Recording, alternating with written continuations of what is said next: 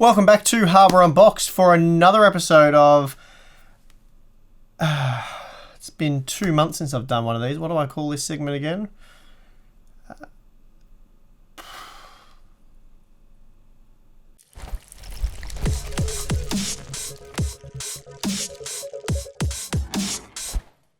Welcome back to Hardware Unboxed. Today we're not doing any benchmarking, we're just having a look at what's in some boxes that I've had lying around the office.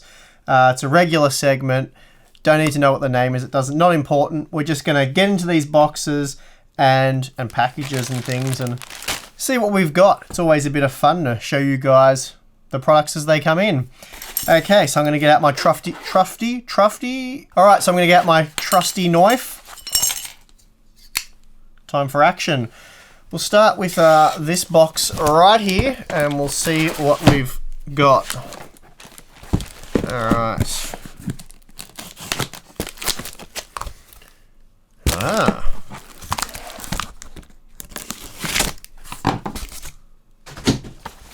That is what we've got in there. And what are these things called again? A graphics card. We have a graphics card. I haven't seen one of these things for quite some time. New anyway, in a box. I mean, I've got some old ones behind me, but yeah, a new graphics card. Was not expecting that. And this is from Asrock, their new Phantom gaming line, and this is an RX 580. So you guys are going to be keen as to see the review on this thing because the RX 580 is just a hot item now. Easily available for purchase and just available at great prices. Anyway, on hand, we do have the new Asrock graphics card. The reason why they've sent over the RX 580 at this late in the product cycle, I suppose you could say, at a time when prices are a little bit absurd still. They've sent this over though because they have decided to start making graphics cards. They're an exclusive AMD partner when it comes to the graphics cards. And they've started a Phantom series, which is interesting because we already have the Gainwood Phantom series, and Gainwood are an NVIDIA partner. So, not sure how that works, but anyway.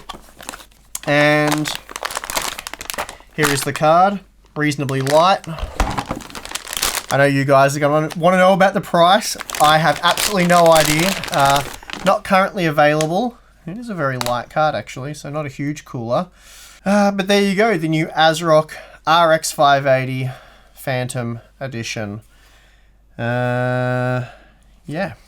I would say if it was on sale and available for purchase right now, you'd be looking at paying at least $350 US, because while that is the cheapest price you can expect to pay for an 8GB RX 580 right now. What are they meant to sell for again, these things? It's been so long. Maybe someone can dig that up in the comment section and let me know what the MSRP is for the RX 580. I kid, of course. But anyway, okay, so we just have a single 8-pin power connector, nothing too extreme. As I said, the cooler itself looks pretty basic, not an extreme overclocking card. It does come factory overclocked, I think, by about 40 megahertz. It's 1340 megahertz as the boost.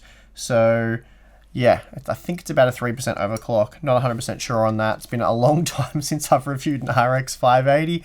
But anyway, there's the new Asrock model. Very late in the product cycle, but I suppose if they're going to start, they might as well start now, I guess.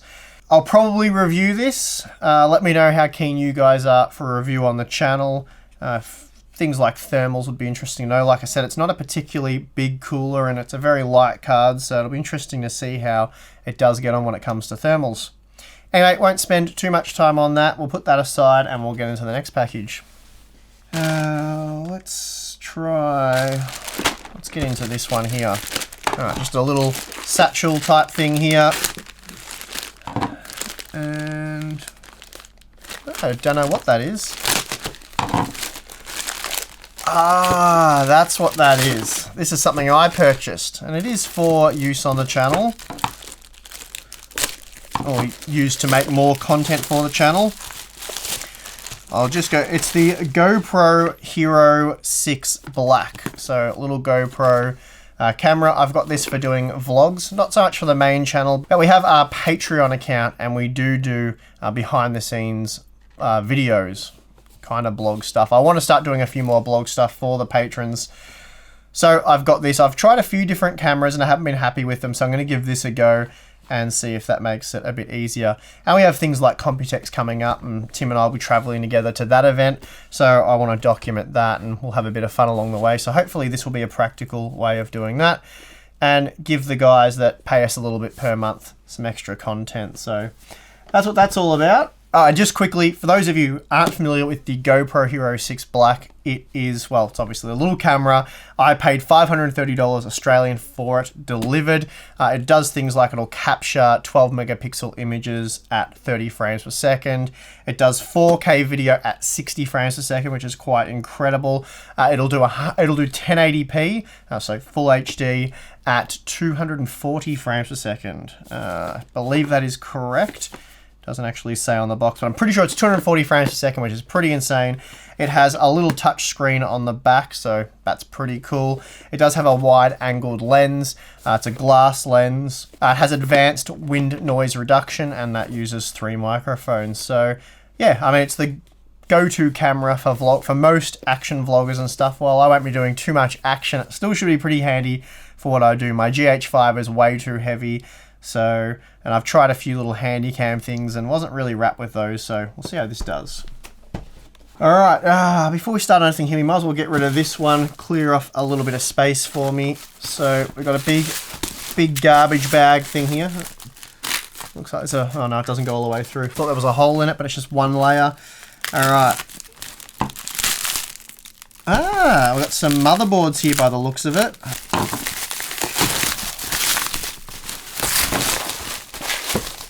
A lot of Gigabyte motherboards and something in that, but it's fairly weighty. Okay, we've got 3 boards in total. Fold that away so I don't lose any fingers by accident. Okay, what do we got here? This one's a bit crushed in. Board looks okay. Alright, so I haven't actually covered any H370 motherboards on the channel. I've had a few sent over by MSI, a few sent over by Asrock, and now a few by Gigabyte.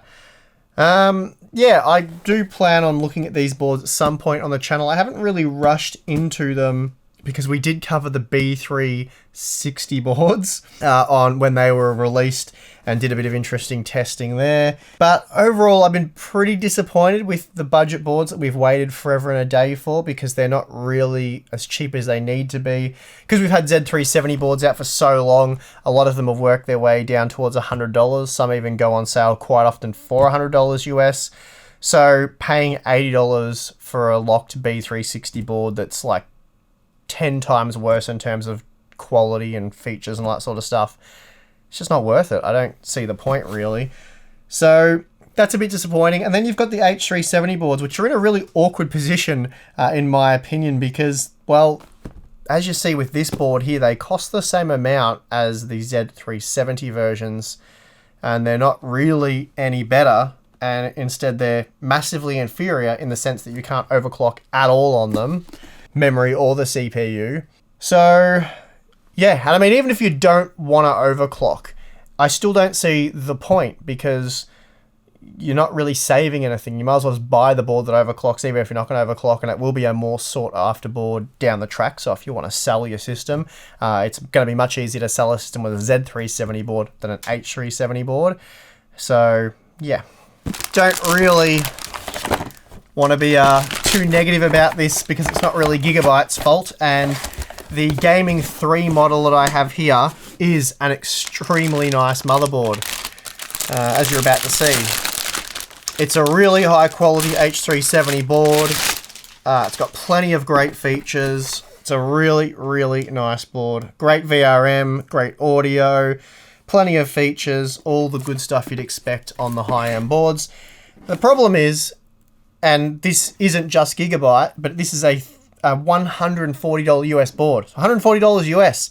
You can get the Z370 model for the same price. And again, this isn't just Gigabyte doing this. It's all Intel's board partners because that's how Intel prices the platform. That's just how it works out. So you're not going to find any decent H310 boards for well under what you'd pay for a Z370. They're all much the same. So yeah, it kind of puts their board partners in an awkward position because they've got to try and now sell these boards. So yeah, as I said, this is $140 US or 220 Australian dollars. And you can buy the Gigabyte Z370 Aorus Ultra Gaming, which is a board I have, and it's a fantastic board. That's $145 US, so it's $5 more than this. And while this does have a few extra features or maybe a few better quality features, overall they're much the same. You're definitely not going to notice the difference, and the Z370 Aorus Ultra Gaming will hold its value better and be more desirable in the second-hand market if that's something you care about. But it'll also allow you to use, if you buy like a Core i7 8700, the non-K model, it'll allow you to run that with faster memory, or at least overclock the memory. So yeah, a nice board here. I just don't really see the point. So let me know in the comment section below what you guys think. Am I missing something? Am I missing the point of these boards? If so, please let me know, because I would like to cover them. I just don't really see the point. So, having said all that, we have another H370 board. This one, though, does make a bit more sense, at least, because it is a mini ITX board, and there aren't that many mini ITX Z370 motherboards. So this is the Gigabyte H370N Wi-Fi, and I believe it is currently selling for $130 US, which makes it about $210 Australian. And it's a pretty cool little board, as you can see. The only potential hiccup here is, again, the Z370 models. As I said, there aren't that many of them, but Asrock are selling their Z370M ITX AC. It is on sale right now as I speak at Newegg for $115 US. So that makes it $15 US cheaper than this. And when it's not on sale, it's $30 US. So you can get the Asrock Z370 board. May not be quite, I think they're pretty similar in terms of features, to be honest with you. But another comparison I could make anyway is the Gigabyte Z370N Wi-Fi, which is their mini ITX Z370 version, and that costs $150 US. So it's $20 more than this, but again, you get an unlocked board, so you can use any CPU, and well, you can overclock the K models on the Z370 version of this board, and it only costs you $20 more to do so. So it's not exactly a huge price premium. And the Z370 board does offer 2 extra USB 3.0 ports and a sort of a heat spreader thing for the M.2 slot. So not a big change, not a big difference there for your $20, but obviously the big deal is the chipset there being able to overclock with the Z370. But this board still does make sense. It has its purposes. For $130 US, it's a really well-equipped H370 board that will go well in a compact mini ITX system. So I do see this model in particular making sense. And then finally, Gigabyte has again sent over their X299 Aorus Gaming 7 Pro motherboard, which is a really awesome X299 board. I've already unboxed this on unboxing boxes in the past, but it didn't have the full retail package. So Gigabyte has now sent along another board with the full retail package. So I won't go over this again because you've already seen this particular board on unboxing boxes. It's a really good board. It might be a bit of a tough sell these days because we know that the 2nd gen Threadripper CPUs are coming, and Threadripper is already arguably better value than the X299 platform, the Skylake X CPUs. But anyway, that's a comparison for a future video. Oh, and before we move on, what do we have here? Looks like a drink bottle. Okay, cool. We have a red, really shiny, cool looking red Gigabyte, probably an aluminium flask, drink bottle thing. Teeny tiny packet of do not eat. So we'll get that out of there, give that a rinse out later and give it a go. But yeah, thank you for that, Gigabyte. That'll keep me hydrated during those extreme benchmarking sessions. All right, next up we've got another little satchel thing. We'll find out what is in there.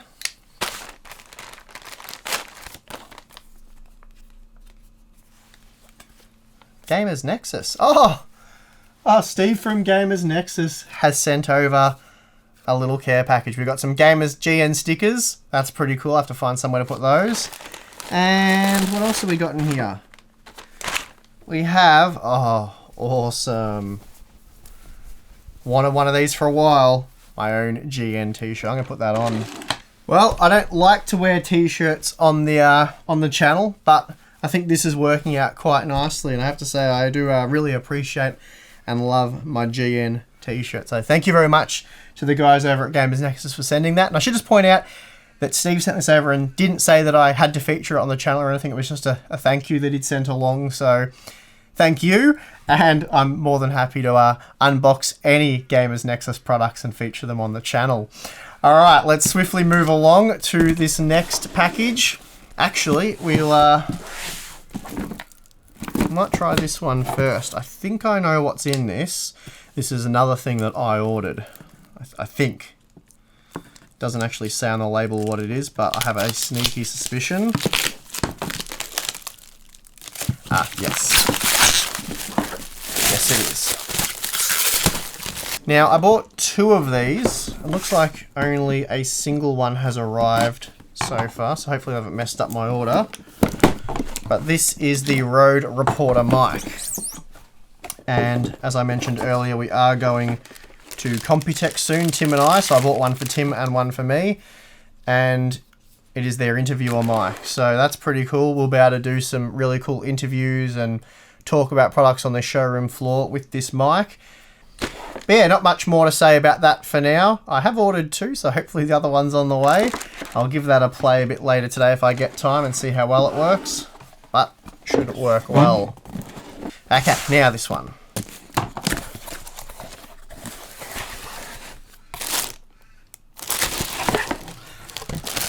I know what this is. Okay, so what we have here is the new Creative Sound Blaster K3 Plus. And this is a product, more bags do not eat. This is a product that Tim and I could very much use. So once a month we do our patron live stream. Let me try that again. Once a month we do our patron live stream, and that's been going quite well. The patrons seem to be enjoying it. We've had 1 or 2 hiccups with audio, but this will solve those. So we had one episode, the sound card in the laptop we were using heavily compressed the audio and it didn't come out very well at all. But this will solve that, the K3 Plus. So just quickly, this is a USB powered recording and streaming mixer. It does sound effects processing and all that kind of stuff. So all you need to do is plug it into your laptop or whatever PC you're streaming from via the USB. That will power it all, and it'll send all the data as well. So one cable takes care of everything. Some other cool features about the K3 is it does provide 48 volt phantom power, and that is to drive things like condenser microphones, and that'll give you a nice clear studio grade recording quality. The K3 also has a pair of XLR/TRS inputs, so you can plug your high quality studio grade mics into those, and they will support pretty much all microphones that use that connection. And there's also a built-in microphone amplifier. And there's just a heap of other features, like there's different reverb modes. I believe there's 9 modes. Where's the box? Usually that here we go. Yeah, so it's got 9 adjustable reverb effects using the reverb engine. So don't know how well that works, but I'm really keen to give that a shot. You can adjust bass, treble. Like I said, there's all kinds of sound effects. Yeah, plenty of connectivity options. You can do a lot with this, but obviously I haven't tried it out yet, so I am very keen to see what the audio quality is like. And Tim and I will use it on this month's live stream, the patron live stream. So the patrons hopefully will enjoy the audio quality this month. For those of you wondering, it is $130 US, and it's not currently on sale in Australia, so I don't have Australian pricing as yet. Okay, we'll move that there. We'll do that one last, I think. And we have the biggest box to get through, and I'm not sure what is in this one.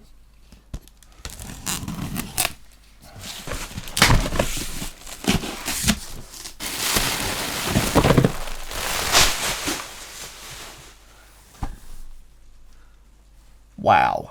It looks like we have a lot of Noctua packages.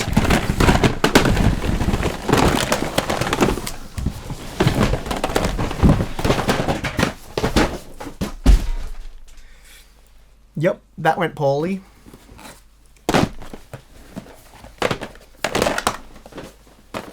Okay, well that was probably the worst way I could have gone about doing that, but it's done now. Okay, so recently I put together a build inside the InWin show pan. It was a Raven Ridge build, and I initially did it with the Cryorig C7. And I wasn't really happy with thermal performance. It was quite loud, and I was just really disappointed overall. So I then switched and made a couple of small modifications to the Wraith Stealth box cooler, and found that while temperatures were a little worse, the operating volume was significantly better, and I much preferred that option. Then, in that second video, heaps of you were asking me to check out the new AM4 version of Noctua's low profile cooler, and that is the L9A. So I reached out to Noctua and said, can you send out the L9A? They said, absolutely. Would you like to look at some other stuff? And I told them I'd do a little unboxing boxes segment, and yeah, they sent me everything they make, I think.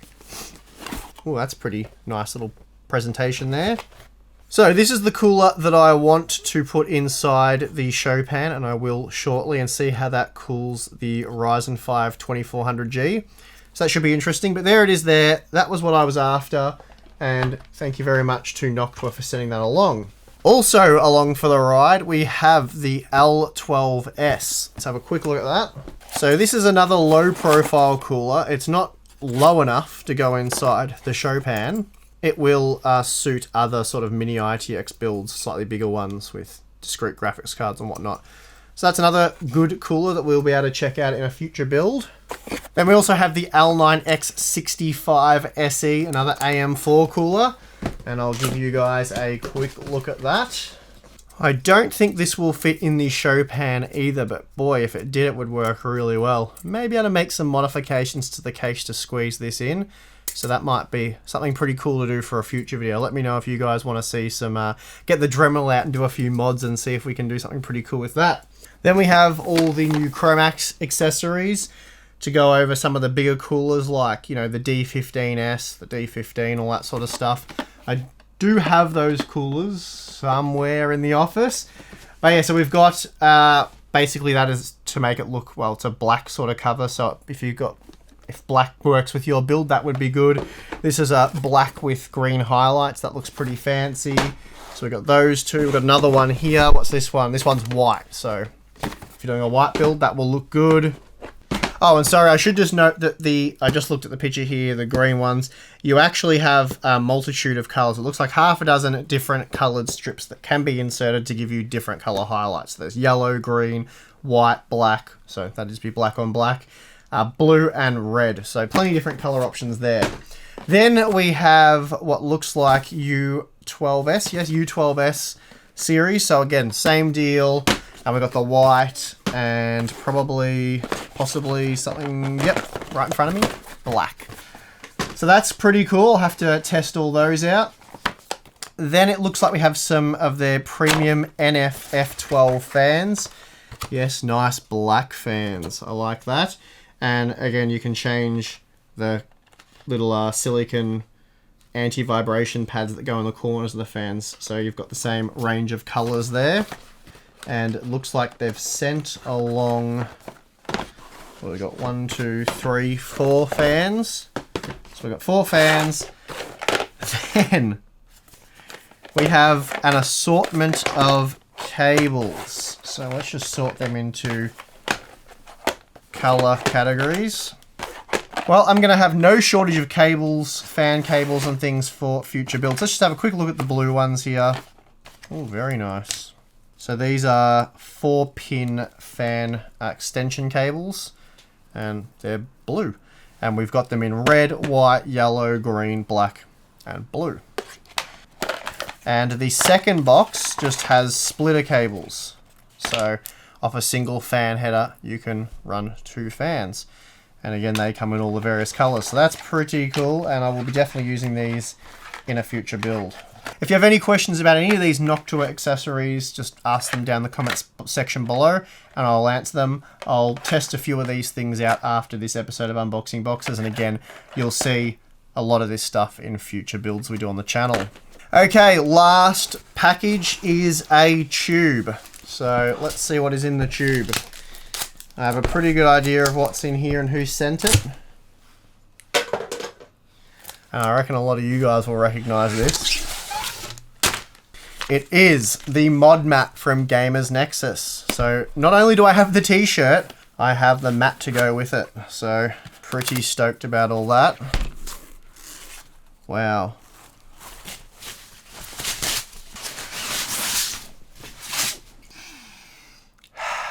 Smell that Modmat goodness. Check out that thing. That is huge. The Americans say it's 4 foot by 2 foot, whatever that means. I'm gonna have to leave it sit for a while so it decurls itself. Wow, it really is a nice grippy surface. Alright, so this is a GM product, so let's get serious and a bit technical for a moment, because that's always called for when you're talking about anything GN related. So the Modmat is primarily used for modding things, as the name would suggest. So, or if you want to tear down a graphics card, like I will do with this guy when we review it, you can put it down here, and when you pull it all apart, you can lay out where the screws went in the graphics card so you know where they go back into. It's also obviously an anti-static mat, so it won't damage any electrical components when you put it down on the mat. So that's very good. And well, I hope you don't mind me saying, but GamersNexus has been particularly ballsy with the creation of their Modmat, because they're stating correct thermal paste application. Now, that's a hot topic to touch on, that one there. And while I agree with the methods they've displayed here, I don't know if I'd be as bold to have included that on the mat. But it's great that they have. Now when I do my builds and I use an approved official GN method of applying paste, I can point to the Modmat and say, well, and it's hard to argue with that. You've got a little section down here for working out what format M.2 drive you have, whether it's a 2280 or a 2260. You just place it down there, and if it fits in that, well, you know what you've got, so that's pretty cool.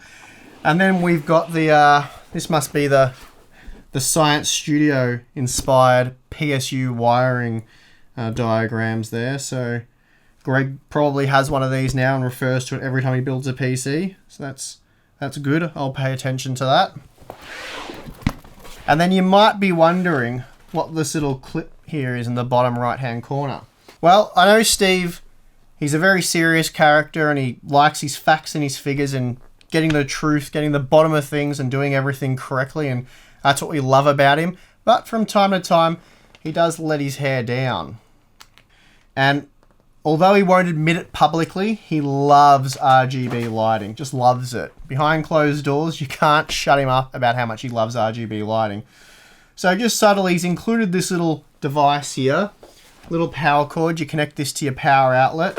And you've got 2 headers here, which you can connect an RGB light strip to. And that just gives the Modmat a bit of bling, lights up the work area. I think this has been designed in collaboration with Corsair. I think it's dubbed the light bar, so that'll just run across. You can put one at the bottom and one at the top of the mat to really just set it off. So that's a nice feature. They're not including the light strips with the Modmat. That's an optional extra. So they do include this header, so it sort of sucks you in. You think, oh, I would like to have the RGB light strips to just set my Modmat off. But anyway, that's what that's all about. No need to ask any more about that. I don't know what this thing's for, so we won't worry about that. But yeah, so that's what that's about. I'm probably going to order the optional extra light bars because, you know, I love my RGB just like Steve. All us Steves do. And yeah, but that is the Modmat. It's really thick. I think it's 4mm thick. You can feel that it's a premium product. It's quite weighty, about 4 pounds, I believe. You've got your ruler at the bottom. There's some strange measurement at the bottom. Above that, you've got millimeters and centimeters, which makes sense. And yeah, and oh, Steve, as I said, does a lot of technical, in-depth testing. They're always refining their test methods, and that's what we really respect and love about GamersNexus. They're always trying to find the best way to do things. Part of the Modmat is, as I said, you can put your graphics card there and keep track of where all the screws go, but you can also use it for measuring out-of-the-box thermals. For example, you can get your heat sinks and you can put them on the anti-static mat. Then you can grab your IR gun, Yep. Just as I thought, degrees Celsius. So basically the Modmat just allows you to do all the kind of professional in-depth testing that you see at GamersNexus. So you can replicate that at home. You can do all your out-of-the-box thermal testing, your teardowns. You can correct people on their thermal paste application. That's an important one. You'll never blow up your SSD by using the wrong cable. And yeah, it's great. Has everything. I love it. So big thank you to Steve for sending this over along with the t-shirt. Love them both dearly. And I will be using the Modmat for all our projects going forward. And just wrapping up this sponsor spot for GamersNexus, if you would like to own your own Modmat, then head over to the GamersNexus store. Use referral code HarbourUnboxed is superior to get 10% off. And that is going to wrap this little bit up. Obviously, that was all just a bit silly and not serious. Again, Steve just sent this over as a present. He said you didn't have to show this off on the channel, or he actually, stressed not to show it off on the channel. I didn't have to. After seeing this, he probably is going to wish that he made me sign an NDA where I couldn't show it off on the channel.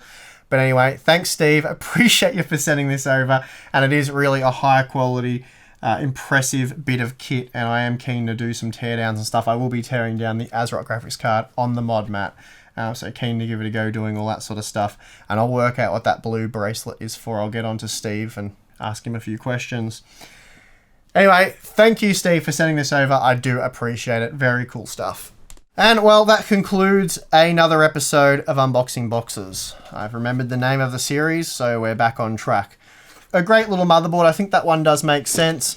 Let me know what you guys think about H370 boards that cost as much or more than quite a few Z370 boards. Then we have the Asrock graphics cards. Let me know if you're keen to see a review on this and what you'd like me to focus on. Obviously, pricing makes that one a bit iffy. I'll be doing some vlogging for the patrons. I'll be staying hydrated while I do it. And next month's live stream should sound pretty good. So that is going to do it for this episode of Unboxing Boxes. Thanks for watching. Thanks to GamersNexus for sending over the cool gear. And that concludes this episode. I'm your host, Steve, and I'll catch you again next time.